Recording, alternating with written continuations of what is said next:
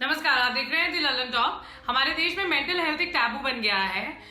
इस पर बात मत करो, लोग क्या कहेंगे। अरे पता चला फलाने को साइकेट्रिस्ट के पास जाते हैं तो फिर लगेगा कि पागल हो गए हैं। ऐसी बातें बहुत सारी सुनी होंगी आपने। भारत ऐसा देश है जहां कुछ लोग किसी भी तरह की दिमागी बीमारी को पागल घोषित कर देते हैं। साइकेट्रिस्ट या काउंसलर की मदद लेने से ज्यादा टोने टोटके में विश्वास करते हैं। इस टैबू को तोड़ते हुए अमिताभ बच्चन की नातिन नव्या ने अपनी मेंटल हेल्थ पर बात की है। नव्या नवेली नंदा, जो हाल ही में ग्रेजुएट हुई हैं, उन्होंने बताया कि बीते कुछ समय से वो एंजाइटी से जूझ रही थी। उसके बाद उन्होंने थेरेपी ली। एक वीडियो में अपनी एंजाइटी को लेकर नव्या बड़ी सहजता के साथ बोली हैं। उन्होंने एंजाइटी वाले दिनों के स्ट्रगल और उससे जुड़ी थेरेपी पर भी खुलकर बात की है। नव्या ने बताया कि पहले वो इस थेरेपी को लेकर किसी से बात नहीं करती थी, सिर्फ उनके परिवार को ही इस बारे में पता था, मगर अब वो इस बारे में खुलकर बात करती है। नव्या ने अपनी एंजाइटी और थेरेपी को लेकर कहा, ये चीज मेरे लिए बिल्कुल नई थी। मैं इसके बारे में बात करने से पहले इसको फील करना चाहती थी। जाहिर है कि मेरे परिवार को इस बारे में मालूम था, मगर मेरे दोस्तों को नहीं। मैं कई बार ये फील करती थी कि अब इससे बुरा कुछ नहीं हो सकता, लेकिन अब मुझे पता है कि मैं वो फील क्यों करती थी। मुझे लगा ठीक है, चीज़ों को बदलना ज़रूरी है, मुझे इस पर बात करने की ज़रूरत है। अब मैं हफ्ते में एक बार इसी रूटीन पर हूँ और सारी चीज़ें कंट्रोल में हैं। मुझे पता है क्या चीज़ मुझे बार बार परेशान कर रही है।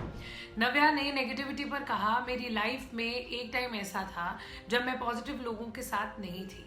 जो चीज़ मैं सोचती थी, नेगेटिविटी उसे प्रभावित करती थी। सिर्फ अपने ही नहीं, दुनिया के बारे में भी ऐसे ही विचार आते थे।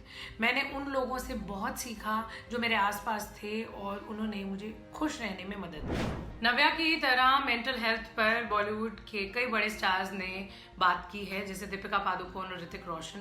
दीपिका आज भले ही फेमस एक्ट्रेस हैं, करोड़ों लोग उन्हें फॉलो करते हैं, लेकिन एक ऐसा समय भी था जब वो डिप्रेशन से जूझ रही थी।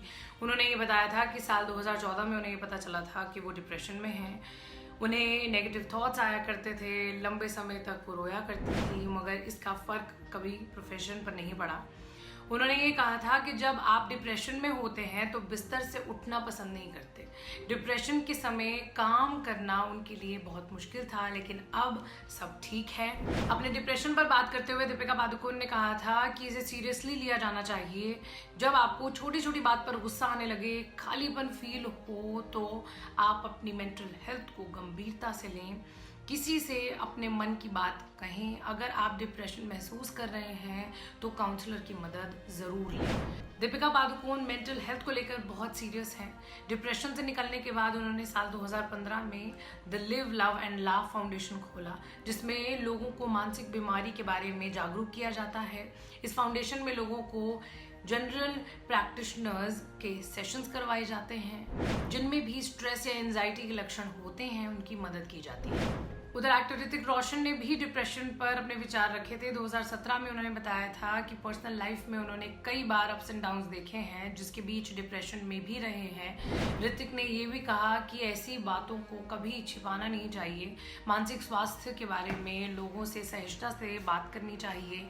ये कोई ऐसी चीज़ नहीं है जिसका इलाज न हो पाए।